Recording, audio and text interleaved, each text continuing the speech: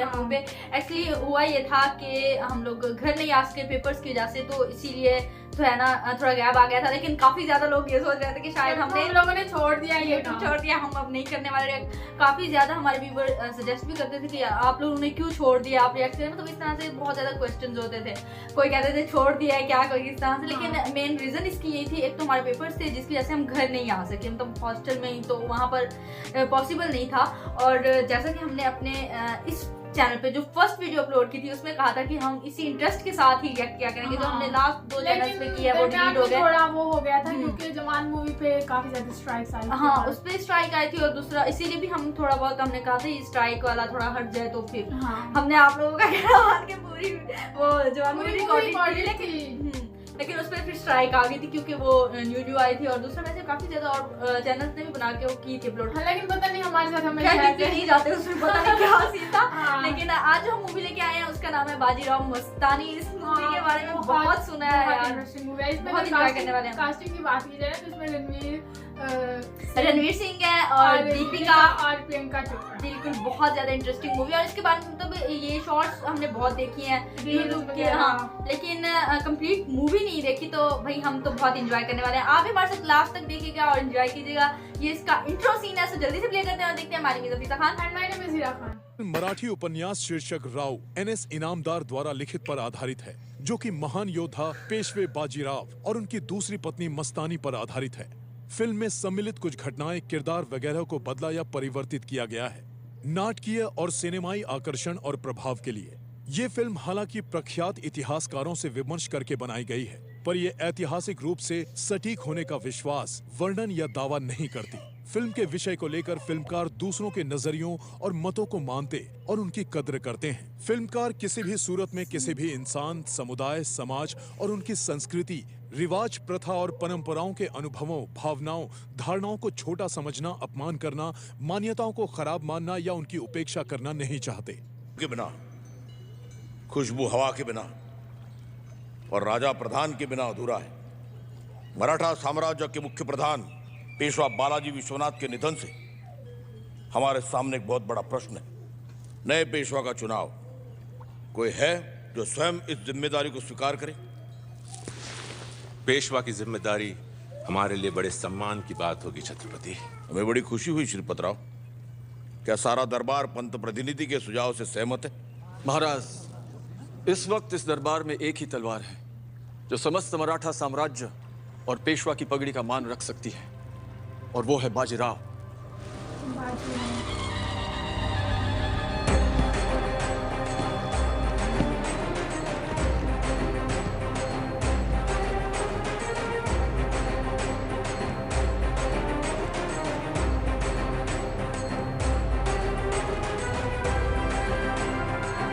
चलने का स्टाइल तो बदलता है और हेयर स्टाइल। छत्रपति क्षमा करें, पर यह दरबार की हंसी उड़ाने वाली बात है। कैसी हंसी पंत प्रतिनिधि, आप तो अकेले हंस रहे हैं। अपनी योग्यता साबित करने का हक हर एक को होता है। पुत्र अगर पिता की पगड़ी पहन ले तो उसमें पिता की बुद्धि तो नहीं आ जाती। चंदन के वृक्ष को भी सुगंध देने के लिए एक उम्र की आवश्यकता होती है। पर कांटा छोटा हो तब भी चुभता है, काय मरता। चीते की चाल, बाज की नजर और बाजीराव की तलवार पर संदेह नहीं करते, कभी भी मात दे सकती है। मैं बाजीराव बल्लाड़, स्वर्गीय पेशवा बालाजी विश्वनाथ का पुत्र, खुद को पेशवा के पद के लिए योग्य मानता हूं और इसके लिए हर कसौटी से गुजरने के लिए तैयार। कसौटी तो जरूर होगी बाजीराव, पर उसका फैसला हम नहीं, पंत प्रतिनिधि करेंगे।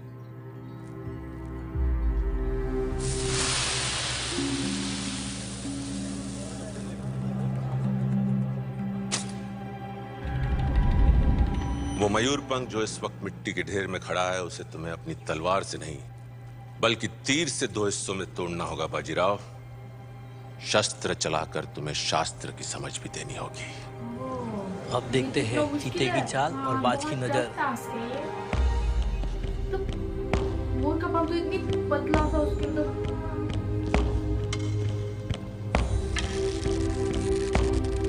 तलवार से बंदा इजीली कर लेता है ना। फिर भी इतना इजीली तलवार से मुझे लगता नहीं था। नहीं, वो ऐसे बंदा कर सकता है।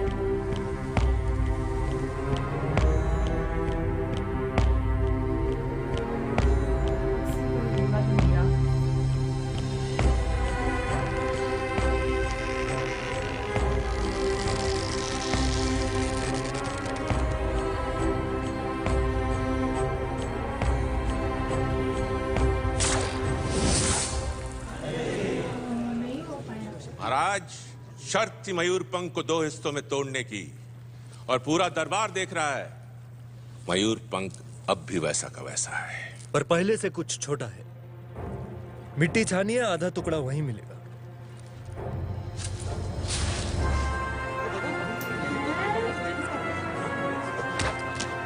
यह था मेरे शस्त्र का परिचय। अब शास्त्र सुनिए। वो मिट्टी हिंदुस्तान की है और वो मयूरपंख मुगल सल्तनत का पेड़ जिसकी जड़ें हैं दिल्ली, और वो तीर मराठा साम्राज्य का। जड़ पे वार करो तो बड़े से बड़ा पेड़ भी गिर जाता है। कमाल है तुम्हारी सोच पेशवा।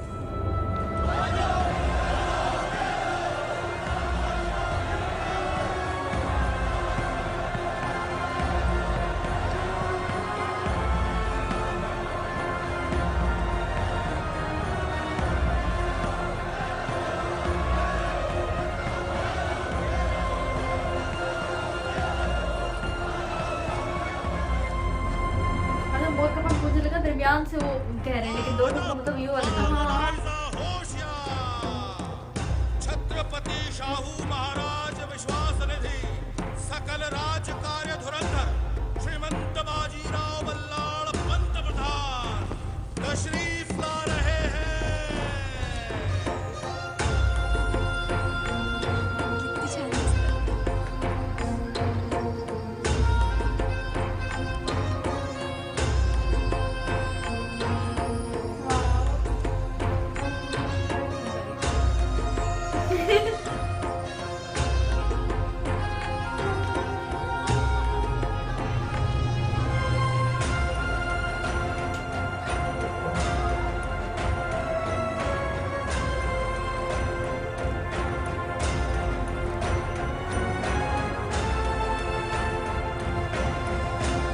ये स्टाइल जबरदस्त है ना। सर नहीं झुका है, यूं बस लाओ।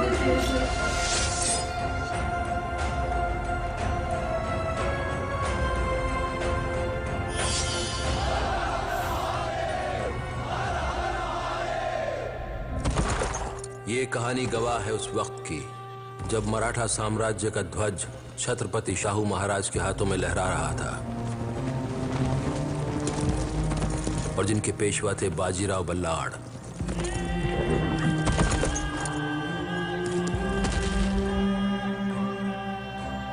तलवार में बिजली सी हरकत, इरादों में हिमालय की अड़कता, चेहरे पे चितपावन कुल के ब्राह्मणों का तेज और आंखों में एक ही सपना, दिल्ली के तख्त पर लहराता हुआ मराठाओं का ध्वज।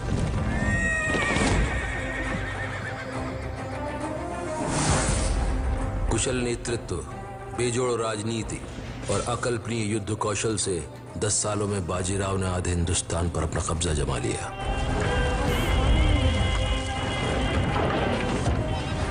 दक्षिण में निजाम से लेकर दिल्ली के मुगल दरबार तक उनकी बहादुरी के चर्चे होने लगे। अपनी धरती, अपना राज। छत्रपति शिवाजी का एक ही सपना, हिंदू स्वराज। मराठाओं के पास दुश्मन जितनी दौलत हो ना हो, युद्ध में बहा निकले खून कहीं ज्यादा है।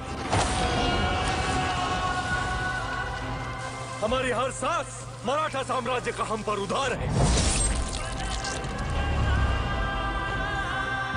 आंधी रोके तो हम तूफान, तूफान रोके तो हम आग का दरिया।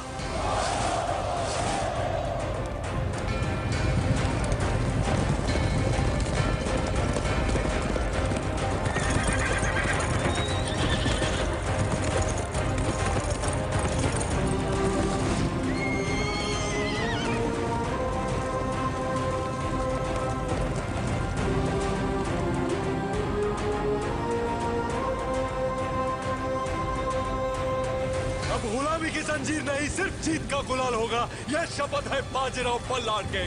हर हर महादेव।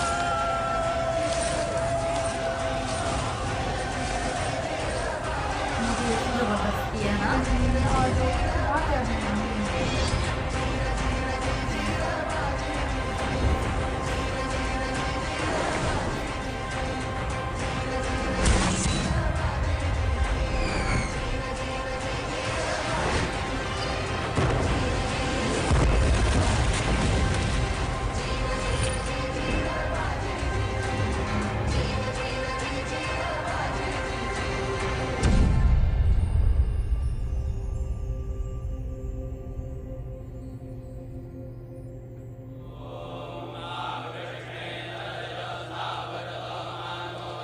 जब बाजीराव अपनी तलवार से हिंदुस्तान का नक्शा बदल रहे थे, तब पूना में उनकी वीरता का सम्मान करने के लिए एक शानदार महल बनवाया गया, शनिवार वाड़ा।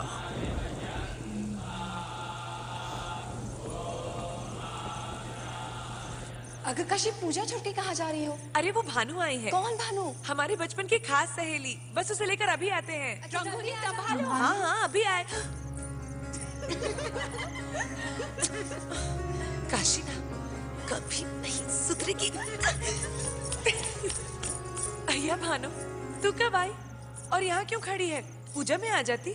सोचा यही ठहरूं। वैसे बहुत दिनों बाद मिले काशी, तुम खुश तो हो ना? भानु कब हुआ ये? क्या हुआ तेरे पति को? हत्या की। किसने? पेशवा ने। क्या बोल रही हो तुम भानु? पेशवा पे आरोप लगा रही हो? जासूस समझकर पेशवा ऐसा अन्याय कभी नहीं कर सकते।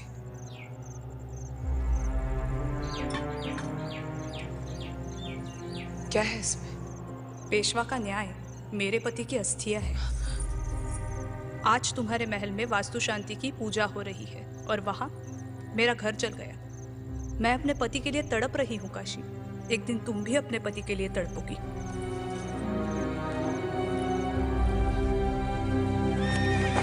ये था इसका इंट्रो सीन और मतलब एक तो मुझे ये मूवी बहुत ज्यादा इंटरेस्टिंग लग गया है। हाँ, काफी इंटरेस्टिंग स्टोरी लग रही है इसकी, क्योंकि इसकी ना वो जो थीम है ना बादशाह महाराजा वाली। हाँ, और तो ये बहुत इंटरेस्टिंग वो वाइब्स आती हैं जैसे कोई मतलब हिस्ट्री से रिलेटेड। हाँ है तो हिस्ट्री से रिलेटेड, लेकिन मतलब बिल्कुल उसी तरह से सब कुछ डेकोरेट करना और वो जबरदस्त व्यू जबरदस्त है इसका। मतलब ये मूवी आई थिंक काफी ओल्ड है, लेकिन उसके बाद भी इसका जो ये इसमें बैकग्राउंड वगैरह और म्यूजिक कितने जबरदस्त, वो जबरदस्त है, अट्रैक्टिव, बंदे को खुद ही इंटरेस्ट पैदा हो जाता है देखने। और इसमें अगर हम डायलॉग की बात की जाए ना तो डायलॉग जबरदस्त है। हाँ है ना, डायलॉग्स इसमें सारे अभी तक फर्स्ट इंट्रो सीन था, इंट्रो सीन में इस तरह से ही होता है। इसमें मतलब जिस तरह से मोटिवेट किया गया बाजीराव, और इसमें बाजीराव का जो रोल है वो जबरदस्त है। मतलब इस तरह की मूवी है कि बंदा अपने इंटरेस्ट में ही बैठा रहता है, समझ नहीं आता कि मतलब किस तरह क्या अचानक हो जाए। जिस तरह पंख वाला सीन था वो हमें लगा कि शायद नहीं हो पाएगा, लेकिन हो गया था। वो नीचे से मतलब उनकी सोच बाजीराव की वो बहुत जबरदस्त थी। और इसमें इसकी दीपिका की भी एंट्री होनी है ना। हाँ, और वो देखते किस स्टाइल में होती है। हाँ, प्रियंका की तो होगी है वो तो हाँ काशी कैरेक्टर। तो बहुत ज्यादा मजा आया इंट्रो सीन देख के। आपको कैसा लगा जरूर बताएं कमेंट सेक्शन में। Thanks for watching this video and subscribe our channel to get notification for new videos. So see you again.